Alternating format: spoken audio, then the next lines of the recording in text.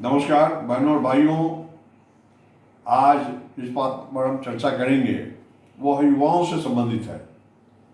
युवा विकास किस प्रकार होगा और किस प्रकार युवाओं का उपयोग राष्ट्र निर्माण में हम कर सकते हैं, और साथ ही साथ उनके चतुर्मुखी विकास के लिए क्या नीति अपनानी चाहिए भारत सरकार के द्वारा, राज्य सरकारों के द्वारा। इस पर मैं चर्चा करना चाहूँगा। पहली बात है कि जैसे ही युवा जब पैदा लेता है तो एक शिशु के रूप में रहता है, और बाल्यकाल में उसकी देखभाल हम कैसे करें यह बहुत आवश्यक है। वो कुपोषित न रहे यह भी आवश्यक है। साथ साथ जो बालक है, बालक की माता को भी कुपोषित नहीं रहना है। उनके पिता का ये कर्तव्य है कि वो देखभाल करे कि बच्चा और जच्चा दोनों खुश रहे और स्वस्थ रहे। इसके साथ जैसे ही बच्चा सयाना होता है तो स्कूल जाता है, विद्यालय जाता है, वहाँ स्कूल में पढ़ता है। पढ़ने के साथ साथ वह आगे खेल कूद में भाग लेता है। तो हमें इन सब सुविधाओं पर ध्यान देना चाहिए। अब रही बात कि बहुत सारे गरीब बच्चे हैं जो स्कूल जाते हैं और पढ़ाई छोड़ देते हैं। अगर पढ़ाई छोड़ देते हैं तो फिर हमें उनके लिए और उनके माताओं पिताओं के लिए हमें ऐसा जुगाड़ करना पड़ेगा कि रात्रि बेला में उन्हें हम पढ़ाएंगे। अगर दिन में वो काम भी करते हैं या बच्चे तो 18 साल के कम में काम नहीं कर पाएंगे, तो उन्हें हमें सिखाना पड़ेगा कि साक्षर कैसे बनेंगे। साक्षर बनाना है और उसके बाद उत्तर साक्षरता बने, साक्षरता के ऊपर क्या होगा, तो उसमें हमें उनको कौशल विकास के बारे में बताना पड़ेगा। ऐसे ऐसे कम से कम 5,000 से ज़्यादा प्रशिक्षण कार्यक्रम हम लोगों ने तैयार किया है, जिसमें कि चाहे वो वृक्षारोपण की बात हो या फिर राजमिस्त्री की बात हो, साइकिल रिपेयरिंग की बात हो, मोटरसाइकिल रिपेयरिंग की बात हो। इसके अलावा टेलीविज़न का है या जो सौर ऊर्जा का उपकरण है उसका है। बहुत सारे ऐसे प्रशिक्षण हो सकते हैं जिससे कि उन्हें नौकरी बाद में मिल सकती है। अब रही बात कि बच्चे जो स्कूल जाते हैं वहाँ पर जो हमारी सांस्कृतिक धरोहर है और विरासत है उसके बारे में हम कम पढ़ाते हैं।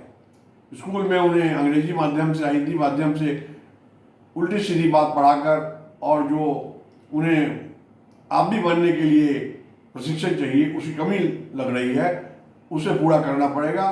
भारत सरकार, केंद्र सरकारों को चाहिए कि जो हमारा कल्चरल हेरिटेज है उसे कायम रखने के लिए हमारे ऐतिहासिक और धार्मिक ग्रंथों के बारे में भी उन्हें बताना चाहिए, चाहे वो किसी भी धर्म के हो।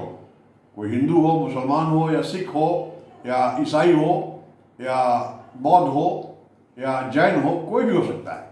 वैसी हालत में हमें इस बात पर ध्यान देना पड़ेगा। अब रही बात आगे कि हमें यह देखना है कि जब प्रशिक्षण पूरा हो जाता है, चाहे कोई बच्चा सयाना हुआ और उसके बाद वो स्कूल में गया, कॉलेज में गया, विश्वविद्यालय में गया, और विश्वविद्यालय में जाने के बाद आगे कोई भी आदमी चाहे नौकरी करना चाहे या व्यापार करना चाहे या उद्योग खोलना चाहे, राजनीति में जाना चाहे, या फिर जो स्वयंसेवी संगठन बनाकर समाज सेवा करना चाहे, सभी के क्षेत्र में इस तरह की सुविधा होनी चाहिए।